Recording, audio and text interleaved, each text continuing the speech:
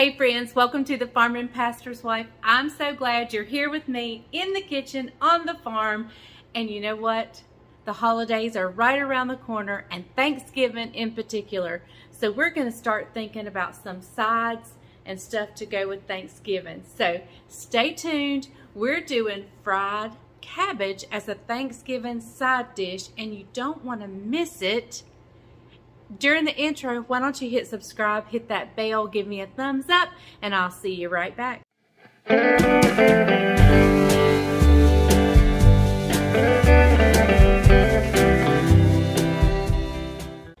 Okay, so in our family, there is usually on the Thanksgiving table, there is either cabbage or Brussels sprouts, one of the two. And I don't know when we started that. It hasn't been always, but we've started it recently. And the cabbage I do is different than the way I used to do it years ago. And my family absolutely adores it and loves it. So we're going to get started on fried cabbage. Now, you're thinking crispy, crunchy cabbage. No, being fried. No. It still has that soft texture, but basically we're sauteing it up and not stewing it. So I'm going to get the cabbage out and we'll get started. Okay, y'all, so there's no rhyme or reason to the way you need to cut this. You just cut it any way you want to into bite-sized pieces. I usually cut mine pretty much kind of like that. Just however you see. If you like yours shredded, then by all means shred it. And I'm just going to place it over here in a bowl. And I'm going to cut the whole cabbage up. I took off the outside leaves, you know, that may have been bruised or dirty or whatever. I take the outside leaves off. I'm going to put this in a bowl, clean our cabbage, and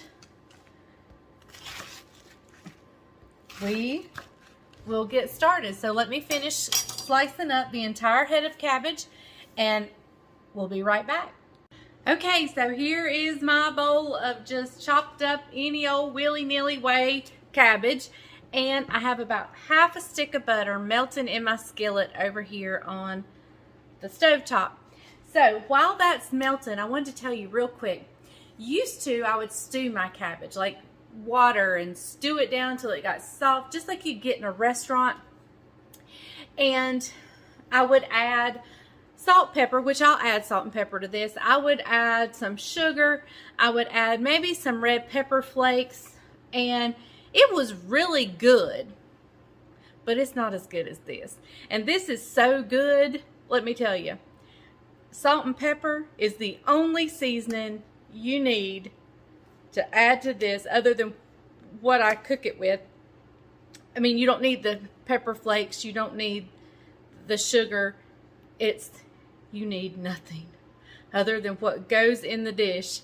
And so that's all you need. And let me tell you, this is some kind of good. Now, while that's melting, let me also tell you I've got this cool collab coming up with a bunch of wonderful channels coming up anytime between the 10th and the 20th, and we're creating, it's going to be a YouTube Thanksgiving dinner, and I'm super excited about that. You'll see us all, I mean, we're all uploading on different days, so I think it's sometime between the 10th and the 20th of November, and I'm super excited about it. These channels that we are in collab with, that's all coming together, are amazing channels, and I'm super proud and honored to be a part of that. So stay tuned, be looking for that, and you'll enjoy that. So, all right, let's wait for the butter to melt, and I'll meet you over there. Okay, y'all, so this is a braising pan. This is a very special pan to me. My friend Tammy over at Collar Valley Cooks, she sent this to me when I came out of the hospital back a while, and I don't let anybody touch this pan. Bryant cannot, he knows better to touch this pan. But, so here's my cabbage. It's going in to the butter. It's probably not quite hot enough yet. but I'm in a hurry. So I don't want the butter to brown either. If you would like to add some oil to your butter, by all means you could do that. So but I know not everybody has a braising pan, and you don't have to have a braising pan. It just happens to be the biggest pan I have. And this is why you need a big pan, because you will have overboards. And if I have some big chunks that have stuck together, I will go in and separate them. Just because they cook better if they're separate. I should have did this I should have done this while I was cutting it up. But I was trying to hurry because I'm late getting this video on. This video is being cooked and uploaded the same day. So you just want everything to be coated with the butter. If you need to add some oil or more butter, I mean, like, what can more butter hurt? Then by all means, do so. So I'm just going to turn this around in that butter for just a few minutes until it starts to kind of soften a little bit. Then we will salt and pepper it. And then we're going to add just one more thing to help it break down, or not break down, but to soften up even more. We'll put a lid on it and then just stir it occasionally. So there's no liquid in here at this point. We will add some in just a few minutes. The main thing right now is to get everything coated with the butter. Okay guys, just as soon as it starts to soften and break down, I'll meet you back right here. Okay y'all, so while this is sizzling away, you can see that the green leaves are turning a bright green. The whites are turning a bright white. Some of them are actually starting to wilt down and get almost translucent looking. And they're all coated in the butter, which is amazing. Now, before I add the salt and pepper, because I want it to keep cooking, I'm going to get my liquid ready. Now, I'm going to add chicken broth. This just adds flavor. So, I'm going to pour a cup of chicken broth in here, but I may only start with half a cup in my cabbage. But I'm not ready for that yet. I just wanted to get it poured and out of the way. Okay, so I think now I'm going to add some salt and pepper. Now, I'm not going to give you an amount because, first of all, I just eyeball it. Two, we all have different tastes. I love salt, so I like an excess of salt. And my blood pressure is fairly good, so I'm going to add it. All right, and I love, in cabbage, I think cabbage needs to be highly peppered. So, but you may not like black pepper. So, I happen to really like it. Bryant, not so much. So actually, I kind of go in between. Not quite as much as I like, but not a little more than what he would prefer. If that makes sense. That way we're kind of compromising. Okay. So I'm just going to let this continue to kind of fry up, because all that's in here at this point is cabbage and butter, salt and pepper. That is it.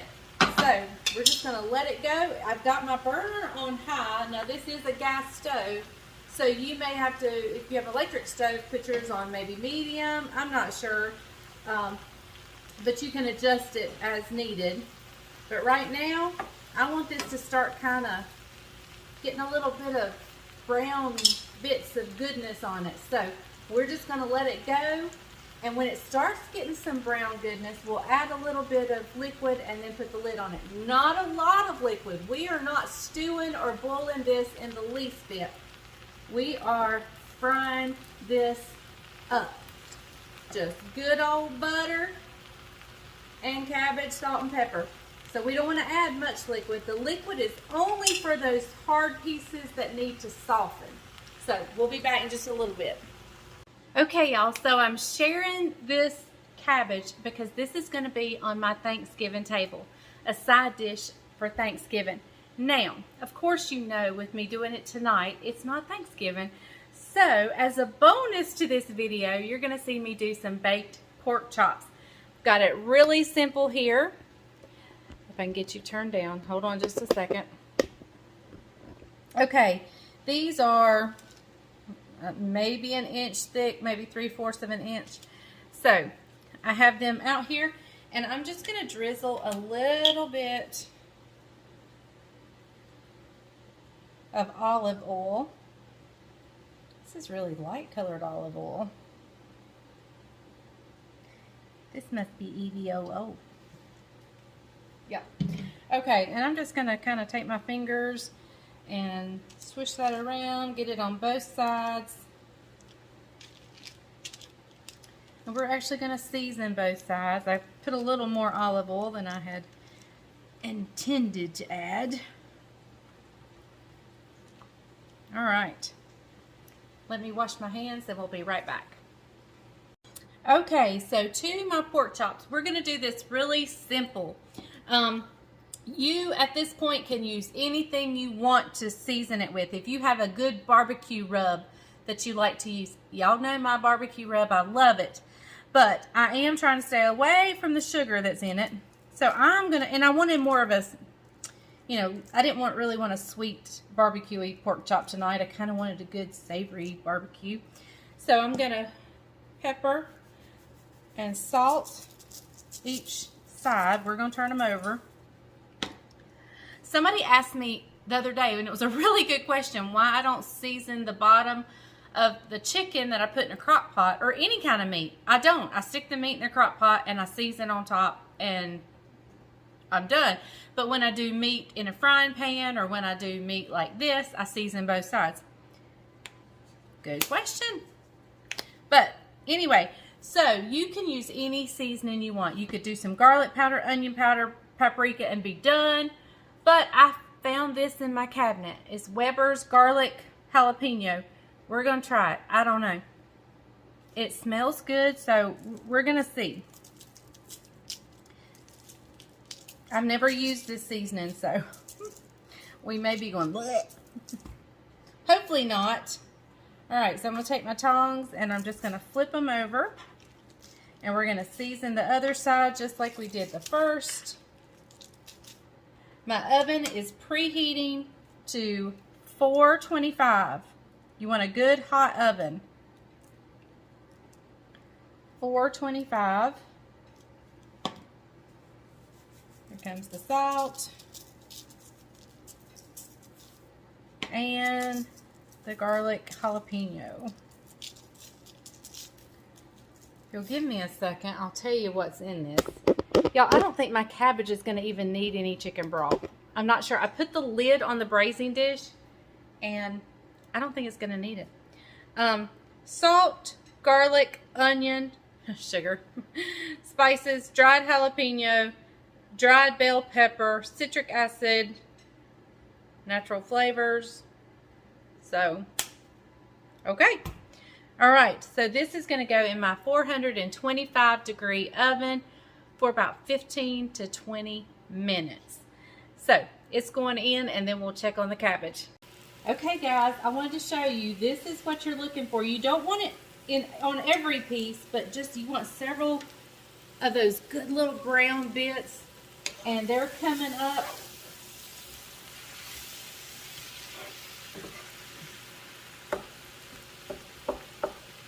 I mean, it's so good, y'all. All right, so what I'm going to do is I'm going to actually turn the burner down just a little bit because I want the cabbage to get a little bit softer, but I don't want it to burn everywhere. So we're going to turn the burner down, and I'm going to add maybe 1/4 of a cup of this chicken broth. That's good. I'm just going to start there. That just gives it something. It keeps it from burning, and helps it soften. So I'm going to put the lid on. Y'all, I cannot hardly stand it. This is going to be so good. Okay guys, so what I have done is it is plenty soft. So I've taken the lid off. I've turned the temperature back up to high to cook out any liquid that's left and to finish giving me any little brown bits that I want to see. So we are just about done, and that was no time at all. I mean, probably 15 to 20 minutes max. And y'all, I don't think I really even needed to use any chicken broth. I put it about a fourth of a cup in, but I really don't think I needed it. Just turning the burner down and putting the lid on, I think would have done the trick. So, y'all, this is going to be so good. If you like stewed cabbage or cooked cabbage, this should be your new favorite way of doing it because it is so good. You can still add the red pepper flakes and the sugar if you want, but it is so not necessary. This brown goodness that the frying does and the butter, you need nothing else at all. All right, so I'm going to let this finish up just a minute. I'll be pouring it up, and I'll see you as soon as the pork chops are done and we get the cabbage in the serving dish. Okay, y'all, so I'm just waiting for Bryant to make it home for supper. And look at that cabbage, y'all. Oh, this is better than any stewed cabbage you'll ever have. And then just take a gander at those pork chops. I cannot wait to dig in to this supper. And we'll dig in just as soon as Bryant gets here. Okay, y'all, look who made it home. Hey, everybody. So, this is his favorite cabbage. I love this cabbage. I'm going to get to taste it first. I've already shown him. She's going to use that, and I'm going to use this. No! Just kidding. Okay, I love this cabbage. My mama used to stew cabbage, and I love stewed cabbage. And then once she started doing it this way, you'll never go back. My favorite right here. All right, let's try the pork chop. How is it? It's a little warm. A little spicy. Yeah. You might want to try something other than the garlic parm. I mean the garlic jalapeno. Maybe garlic parm would be good. Garlic parm would be perfect. This is a little hot, a little spicy, and so I know he won't like it. I like it because I like spice, but it's going to be a little too hot for him. I'll just drink a lot of milk. All right, the cabbage. The cabbage, let me try. I don't have to taste the cabbage. I really like the pork chop. Because I know. But it is a little warm. I know I'm going to like the cabbage. This one you put the chicken broth in? I didn't actually put I only put like it didn't need it this time. Mm-hmm. I don't know if it's because I used that pan that you're not allowed to touch. Just get them and scratch it. Was that the one our friend sent us? It's the one Tammy sent us. Yeah, yeah. Sent us? Wait, sent me. Sent us. It was her surgery, but sent to us. Anyway, this cabbage, you got to make it. Your husband will love you forever. The flavor is great. The chicken broth gives it a good flavor and gets it soft. And really, it's not the chicken broth because I didn't put, y'all saw, I only put less than probably around a fourth of a cup. It's just the cabbage and the frying and the butter. Now, let me give you you can get too much butter. Let me give you an alternative way to do it if you wanted. Now, this is just as good. I like the butter. I like the butter taste. But if you want to take a ½ pound of bacon, chop it up, fry it up, then take the bacon out, fry your cabbage in the bacon grease, and then add the bacon back in. You've done that too. It's so good. So, okay, we will finish this plate of cabbage before the night is over. Just me and him. Tonight's a great supper. She's right. I like the pork chop. Pork chop's a little spicy. It's very good, but it is a little warm. It's the spice. It's the jalapenos. So, but it's good. But they're good. All right, guys. He don't have a drink, so it must not be too bad. It's not terrible. Okay, don't forget. between the 10th and the 20th, be looking for that awesome collab I got going on with a lot of people, a lot of awesome channels. News to me. It's going to be exciting. He don't even know. I hadn't don't told have him. any idea. Super excited. It's going to be a YouTuber's Thanksgiving dinner where we have it all that's together. cool. Good idea. So I'm super excited. It's not my idea, but I'm glad they included me. So, all right. Thank you for watching The Farm and Pastor's Wife. Be sure to put this cabbage on your Thanksgiving table. Sorry if I can't stop eating. It is phenomenal. It's that good. Phenomenal. It And I is. told you, it's phenomenal. It is that good. So thank you for watching. And you're going to get lots of Thanksgiving dishes to have on your Thanksgiving table. So thank you for watching The Farm and Pastor's Wife. And remember, if the grease or butter is hot enough, you can fry anything. Bye, y'all.